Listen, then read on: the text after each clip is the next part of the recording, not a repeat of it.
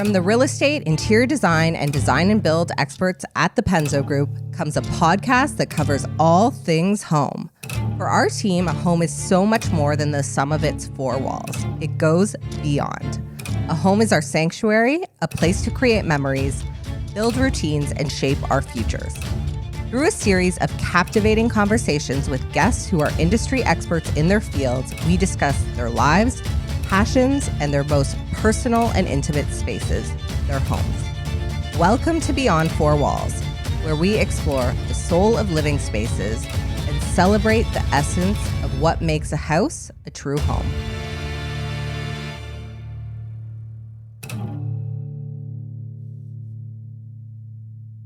Hello, and welcome to another episode of Beyond Four Walls with the Penzo Group.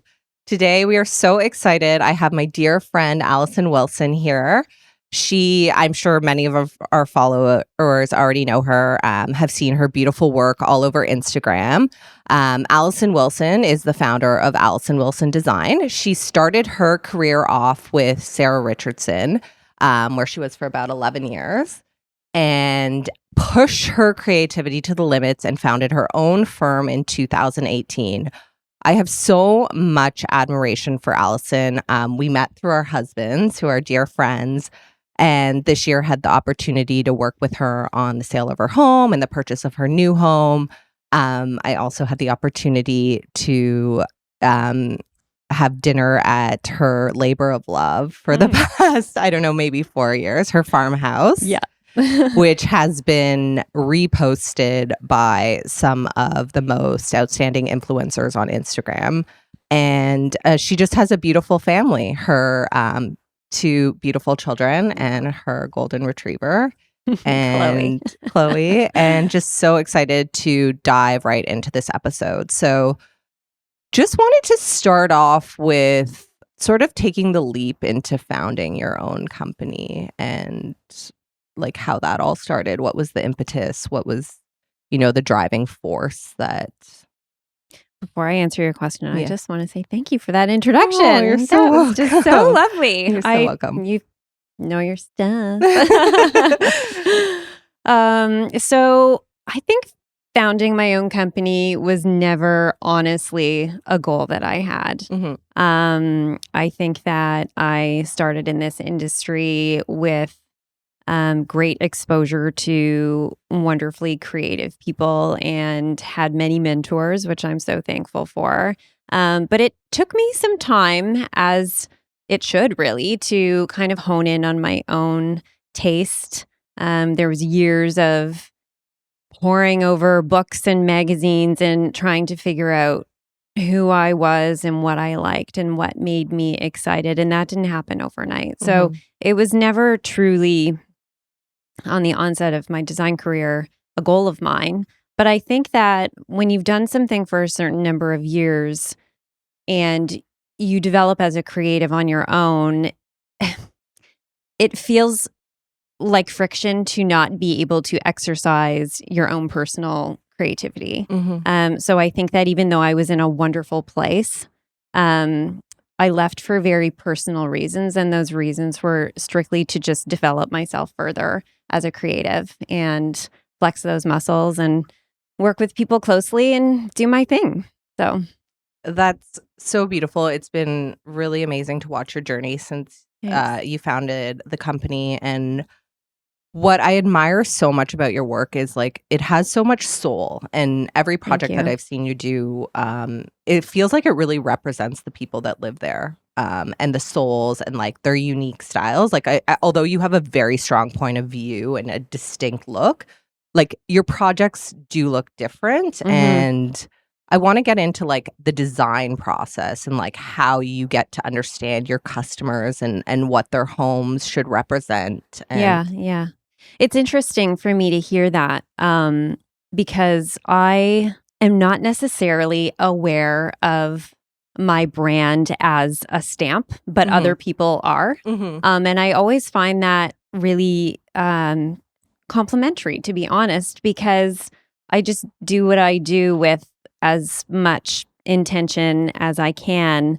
But, maybe this house is contemporary and maybe this house is traditional. The fact that somebody could look at two completely different homes and have a sense that I did it is like, how's that possible? Okay. But, I guess there's a bit of a method to the madness and a formula to my brand. And I'm proud, but it comes from such an instinctive place that I couldn't necessarily hone in on what makes it all look like me or my brand. But I think, one of the first things that I would like to start a project with is really a phone call and making sure that outside of qualifying someone based on like location, project scope, budget, intention, all of that's good and fine. But, speaking to somebody and really having that wonderful click of, okay, we're going to get along, or this is going to be fun, or you called me for the right reasons. I mean, that's super important. But also asking them, like, what is it about me that you like? Because I don't want to be just a designer someone called because they need a designer. Well, it really is like a marriage, right? It is such a partnership. And totally. I mean, our family often jokes, especially, with the real estate and doing renovations, you really miss the people after you're done the project. Oh my gosh. Like you could be working with someone for years, and I've been fortunate enough to actually create really nice friendships with clients. That's not obviously the intention going in, but you get very close to people and you're in their bedrooms, in their bathrooms, you're in their marriages because maybe there's a disagreement over something, or there's a budget that's whatever spiraled for whatever reason, not from me. Like renovations and home builds, they can be stressful, all intensive experiences, and you're in that with them. So I think on the onset of any project, I really want to know, why did you call me? What about my work speaks to you? What image did you see that you like, and what parts of that image are a yay and an A? And I think you kind of just have to take yourself out of it. I mean, at the end of the day, I do what I do for people to enjoy their spaces, not for me to put my stamp on it. Of course, that's a lovely part of it. And I can only create what I can create in my own head, but you're doing it for somebody to enjoy their space. So really having a good understanding of what these people want and need. You're so humble. I always whenever I talk to you, you're always so humble. And I almost feel like sometimes you don't even know how talented you are, really. And that the way you just said that is so beautiful, because I think home design is definitely having its moment, sort of like, it sort of like reminds me a lot of the fashion industry, but there's like this celebrity kind of vibe with a lot of designers. And I think you always focus on your customer so much. And I think the way you just said that is so beautiful. And we were talking the other week, you were in Naples, Florida. My parents have a place there, and you were doing some work there, and it's a customer's second home, or there were... Yeah, it's their third time working with me. Yeah. And that's amazing. And they are like good friends. They were at my birthday party. We play euchre together. And we didn't start out that way. I mean, you form these relationships, and they're just as much a part of your life as you are theirs. And I feel like, it's not a prerequisite to be my friend if you're going to work with me, but it's so beautiful how organic these relationships happen, because they're lovely and they're very personal. And I think that if the goal is always to leave somebody, not only super happy in the space they end up with, but considered throughout the process and enjoying the process and really earning their trust. I mean, people will really let you do what you do as a professional if you can earn their trust and respect their limits and their boundaries. And it's a lovely thing when someone can say to me, "You know best, just do it." And it's like, I earned that.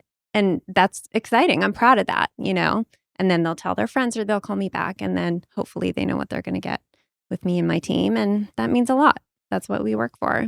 And when customers work with you on multiple homes, what's sort of like the direction? Like, do you have like a different jumping off point based on different settings and locations? Or like, how do you approach the environment? Like, if it's a farmhouse or if it's, it's a home close to the water, like, does the process differ for you?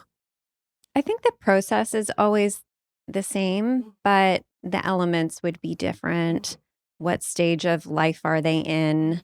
Are there 2 young kids and a dog, or are they now empty nesters? These specific clients have gone through those stages with me over the last 10 years, and that dictates so much. I mean, are we upholstering in like bomb-proof fabrics, Yeah. or are we putting our money into some precious things that people don't have to worry about? I mean, it's all very different. I think that as a general rule of thumb, I will design based on the surroundings. I mean, I'm not one to, do a modern flashy cottage.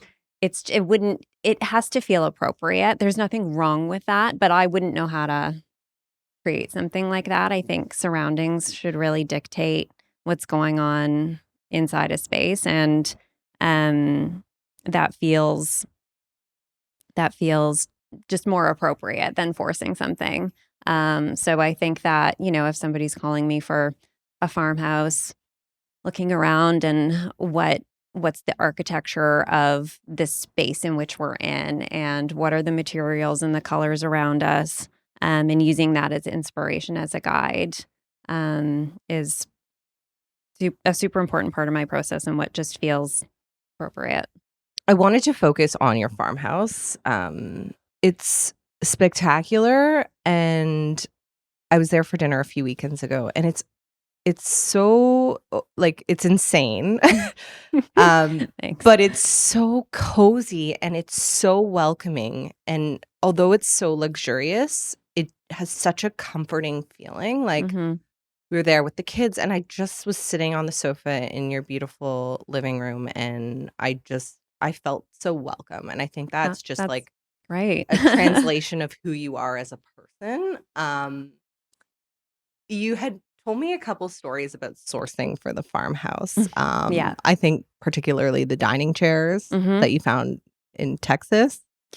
Not specifically in Texas, but I Okay. had met that vendor Yeah. in Texas. Okay. So Tony and I'll just repeat the story because Yeah. I mean, it really influenced how that whole house feels. But we went on a sourcing trip in Texas to Round Top, and anybody who's in design probably knows what Round Top is. It's a, large area of multiple vendors, and I'm talking hundreds.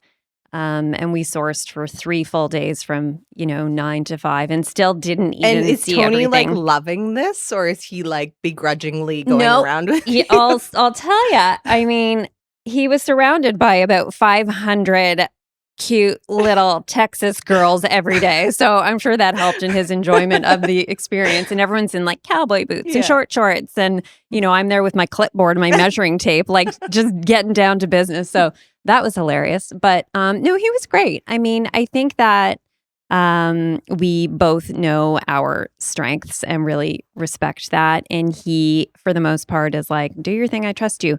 But he does have opinions, and I want him to partake. And he's great. He's great with, sort of giving that practical feedback when sometimes I'm not looking at it from that perspective. So it was a great experience. But anyway, we purchased many antiques for the farm there. And I think that really helps to create a bit of a storied vibe in the home. And when I say storied, it's like very few things are new and shiny and smooth. Everything's old and worn and patinaed and Yeah. timely. And that was very much the goal. I think, even though it's a new build, the selection of finishes and furnishings were so intentionally put together so that they wouldn't feel precious, so that if somebody scratched something, it wouldn't matter.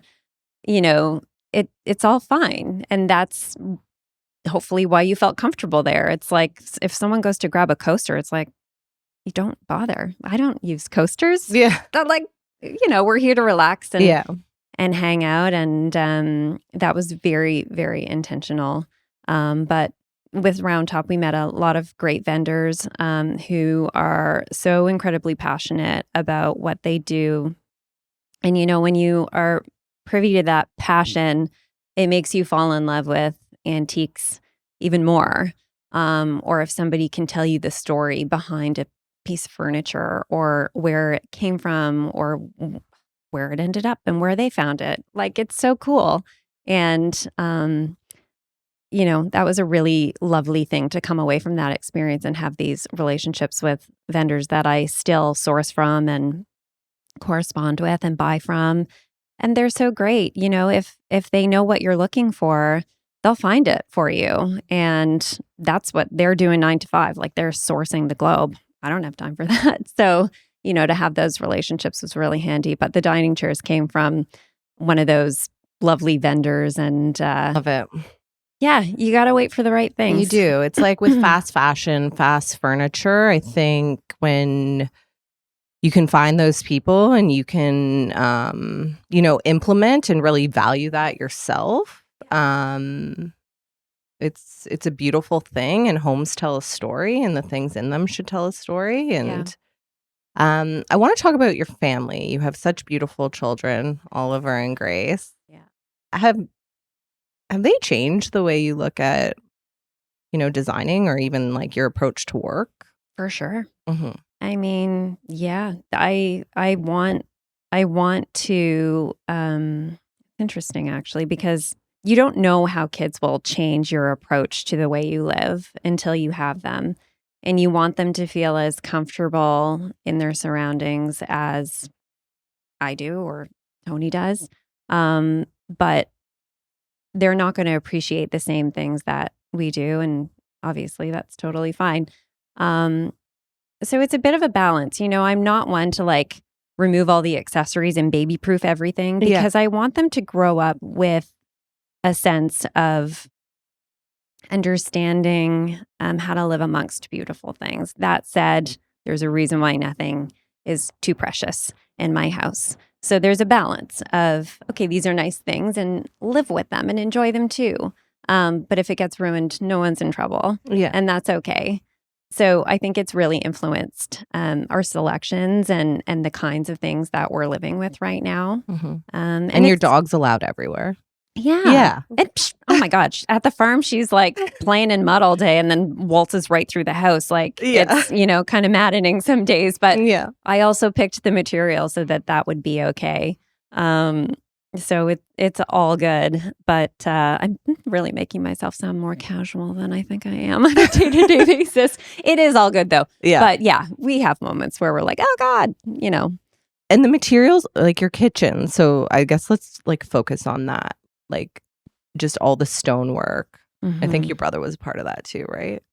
My brother is a mason. He was not our mason at the farm, but he did do all of the tile installations. And thank God, because honestly, I think someone would have put me on a hit list for what I was trying to do up there. There was a lot of individually laid small tiles. There were a few things that we had shipped up from the States that needed to be pulled off of sheets and relayed in a different pattern because the mosaic wasn't setting right, or some stones needed to be acid washed because they had stained with transport. Like, he really did a lot. But I think the beauty about Alex is he's just as passionate about what he does as I am with what I do. And he really was quite determined to install everything very, very well and, meticulous. Everything's so beautiful. He did such a good job. Is that something your parents instilled with you? Because I met your siblings and you guys seem to be really hardworking and really just go-getters and detail-oriented. Mm-hmm. Is that something that your parents instilled in you, or what was it like growing up? I think so. Mhm. I mean, all 4 of my grandparents were born in Poland and immigrated, as did my mom. And, you know, I think to this day, my parents have never hired anybody to do anything, whether it's like building a deck or painting a room or installing tiles. Like, we all just do things ourselves Yes. within a certain degree. I mean, I'm not painting rooms now, but you Yeah. know, I've watched my parents really work very hard, be thrifty, use their hands, get down and dirty, and I think that myself and my siblings are very much like that. You know, we're hardworking, principled people, and we want to do a really, really good job to the best of our ability. And there's nothing that feels better than that, really. Yeah. Like when you give something your all and you can improve someone else's life, like that feeling is so, and that's why I think, you know, I'm not necessarily trying to be humble when I talk about what I do, but to leave somebody extremely happy, that's a feeling that is way better than designing whatever I wanted to design and ending up on a magazine cover. Like, sure, that's cool too, but you know, it's improving someone's serving life. others. Yeah, it is a service. It is Mhm. absolutely a service, and it's Serving not about others, me. seeing other people be joyful and happy is Yeah, like one of the greatest gifts, right? for sure. And that's Yeah. why they made that call Yeah. to improve their life. Yeah. You know, Yeah. so it's yeah, we had great parents to look up to, and they taught us really to work hard. I mean, I Yeah. had 3 jobs every summer in between Yeah. university. I worked through school. Wow. It's all I know is to And work. like as if you didn't have enough going on, you ended up like launching a light fixture company as well. Will and Co? Yeah. Yeah. The Yeah. lights are I mean, I was on the Yeah. website the other day and it's very laser focused. You have like Mhm. a There's a 5 very SKUs. yeah, Yeah, 5 it's SKUs. small. Yeah, I mean, lighting is like such a huge passion of mine, and it's so funny, really, with I get something in my head and I try to find it, and if I can't find it, I'm like, "Well, I'm gonna make it." Yeah. And I did with lighting, which, you know, is I'm very proud of what I created. It's not I think design will always be my major focus. But yeah, I have a lighting line. It's And made locally and you it's can buy them handmade. off the website? Yep, it's a e-commerce site, Okay. and yeah, they're beautiful. I mean, they're handmade, and everything has been um, selected and created with the artisans of that craft. Like there's, you know, people are patina Mhm. finishing the metal and Mhm. Where are they made? in Etobicoke In Etobicoke, right okay. here. Yeah. Great. Yeah. So I can go down and Yeah. meet with with the artisans who That's are literally there making every little tiny bit, like, you know, selecting the bolts, and it was a lovely, lovely process. that's It felt like amazing. working with a family, like in Yeah. a little back garage That's so great. on all the things. So that was cool. And Yeah. yeah. And I mean, you've been featured in a ton of publications across North America. You've been in House and Home. I can't even like count the number of times. Do you remember the first time that happened? Like, Yeah. yeah. Yeah. What was it? It Like, was what is exciting. like? Tell us about that. So my first publication was Our Cottage, which was our first home, totally backwards to how people typically go about things. Mhm. And where's that? In the Kawarthas. Okay. Yeah. And it was really special to me. It took me probably 3 or 4 years to, you know, slowly decorate that space, partially because of budget, partially because I was curating things that really meant something to us or spoke to us. Um, and I really will never forget the feeling I had when the, you know, photographers pulled out and I was standing. I could cry. I Oh. know, my goodness. You know, yeah, at the end of that first shoot, I was just like, I can't believe I did that. And it was really neat. Yeah. And then it Yeah. got like an 8-page spread and I thought, oh my gosh, How cool is that? It just like that never gets old. There's never a time where I'm like, oh, I'm big now. I should be public. Like, no, it is always such a amazing moment of like, they said yes. Yeah. Or, wow, look at the fruits of our labor. Or, sharing because a client's story. It's such a timely process. Oh my gosh, yeah. It's such a longer cycle than, say, other industries. Like some projects can take, for your farm, for example, was like, I don't know, 3 years, right? Oh, yeah. Yeah, maybe more. The build, I mean, from the day we bought it to the day we moved in, that process was, I think, 3-something years. We've been in it now for just over a year. If it's published, that will probably be a year away. So it takes a long time, and it's a lot of work. It's work I love, but it's a lot of work. And I think sometimes when you, it's interesting to me, actually, speaking of trends, and maybe this is a question that's coming down the pipeline, but when you look at what's published now and you think, oh, new trend, it's like, okay, that person did that 4 years ago. Yeah. They were really ahead of it. They were, for that to, so I think that it's an interesting, publications are interesting like that. You can really see things trickle down the pipeline in terms of trends and what's dictating, what's on the retailers' shelves these days. But they take a long time. Your design seems to be completely timeless, though. Like, you put in a twist with certain trends, but like from what I've seen, they feel very, very timeless and have a lot of longevity. Yeah. Thank you. I mean, I'm not one to follow trends. I'm certainly influenced by what I see, and that's great. I'm often seeing things and thinking, "Oh my God, that's so cool." Mm-hmm. But I think timeless, especially in today's world, is really important.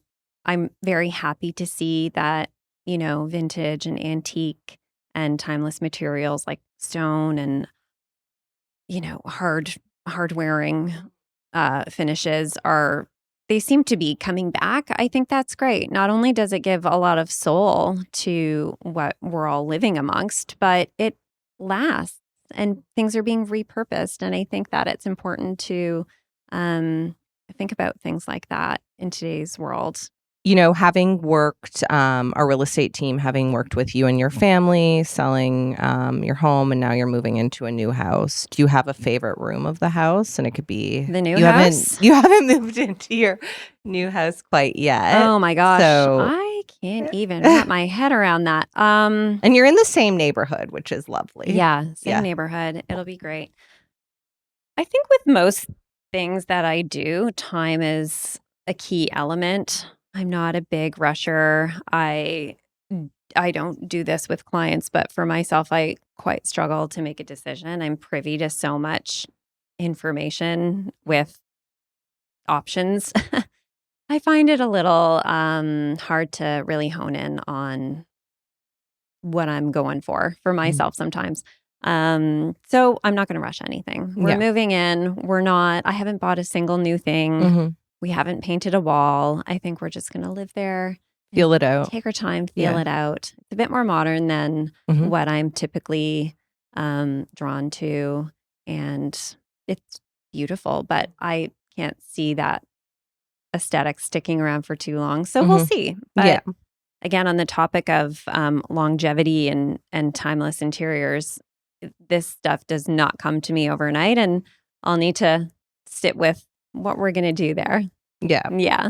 You spoke earlier about how working with clients really becomes like a marriage, right? You're working with them for years. So I want to get our listeners to get to know you a little better. Okay. What's like a typical day in the life for Allie Willson? Typical day in the life. Well, no day is the same, which I think is what's so lovely about this profession. Also being a new mom. I mean, who the heck knows? Gracie's how old? Like a year and a half? She's a year and a half. Mm-hmm. Yeah, she's a year and a half. I have an office just down the street from where we are now. A great loft space that has a beautiful west city view. It's awesome. So, I'm there a couple times a week, and do you drive the kids? Do you drive Oliver to school in the morning? Yeah. I'll swing him to school and then Yeah. scoot on down to my office. Maybe try to squeeze the odd workout in because Gracie's getting heavy and the old back is hurting when I try to pick her up. But it's awesome. I take on as much work as I can to keep myself busy, also while accommodating the fact that I'm a really active mom. And I like to go to the school concerts and do take all my the kids things. to, their programs every now and then and play an active role there as well. And I think this job really is great for that. And I have a really great team of designers who assist me in everything and collaborate with me, and it's without that I wouldn't enjoy this job as much, and I wouldn't be able to do half as much as I'm able to do. So I think that that's a real blessing. But yeah, it truly takes a village. It does take a village, and thank God for that. Like I love bouncing ideas off of people and having someone remind me of something, it's the mom brain is a real thing. Yeah, it's awesome. Any hacks when you're stuck creatively? I know when I'm dealing with an issue or conflict at work that I really need to find a solution for, I have little things that I do that kind of help with that. Do you have any hacks for when you're just really stuck on something that works, whether it's a walk or... Well, I think I'm very blessed to have a great network of not only friends and family, but also design colleagues, whether they're current colleagues or past colleagues. Almost everybody that I used to work with are very near and dear to me. And we're always supporting each other and cheering each other on, but also helping each other out. If I have an issue and I would really like someone's opinion on it or some guidance, they would drop everything to talk me through that. Likewise, me with them. So I feel very lucky to have that. I could never do this on my own. I never claim to know it all. I like to ask a lot of questions. I'm often connecting with other designers in the city, whether I've met them or not, just to gain more insight into how people do things. What software are you using? Do you bill hourly or a flat rate? I mean, these are conversations that I think are important to have behind the scenes because we will all face the same client one day. And I think understanding a little bit about, I don't want to use the word competition because I don't really ever feel that that's what's going on. But I think just having a sense of how others tackle things, or, okay, is my rate reflective of this city we're in or my experience or whatnot. I think gathering that information is key. So, if I'm stumbling on something, whether it's a business related issue or even a creative mental block, I think, calling those people who are trusted, supportive, collaboration is so important. That's so invaluable. And it's so nice that you can rely on these people and trust them, and they'll be there when you need to bounce ideas. Totally. I've talked to you multiple times about, I got to hire so and so. Where do you hire people? All of that. So I'm lucky to have that. And then creative blocks. I do a lot of reading. I find travel to be hugely inspirational. Not that I'm going to hop on a plane every time I need to pick a paint color, and but it's great. I think that constantly keeping your eyes open and looking around and flipping through a book. I mean, really, it sounds so simple, but it's there's a lot out there for all of us to feel inspired. And where do you see yourself in 5 years? That's a great question. And honestly, I think about it a lot because I think that as much as this is, my passion and I love what I do, there sometimes can be moments of, you think, am I on the right path? And I think any business owner would question that every now and then. I think you're so driven, like just the fact that you launched like a lighting company when you were already, so busy and doing so much is like you're constantly innovating and constantly it thinking. Keeps it interesting, yeah. right? So it's like, okay, do I chug along on this train? Mm-hmm. Will that be enough? What's next? Mm-hmm. And I think even just keeping myself open to the idea that there might be something different is exciting. What is that? I have no idea. I mean, I've learned over the last few years, even in building our farm, that I am greatly passionate about antiques and the sourcing process. And thriving under chaos, because when you were I don't know. selling your house, you were photographing the farm, and you're like, you were just had so much going on during that weekend. And I see that you thrive under being busy. And I do. I'm a bit of a procrastinator, because I think when the pressure's on, I do well. I don't know if like my nervous system enjoys that, but it works. It's, I can produce results, but I don't know. For now, I love what I do. I am looking forward to working on, some really great things in the coming years and seeing where that goes. But I'm always open to new opportunities and allowing myself to consider where my passions are taking me. And at this moment, I mean, there might be some retail in the future. I don't know. It feels like that might be a logical move. I think that the city has suffered a bit of a blow in terms of losing some really great antique vendors and curators of awesome things. And it's such a great city with so many amazing tastemakers and movers and shakers. Yeah.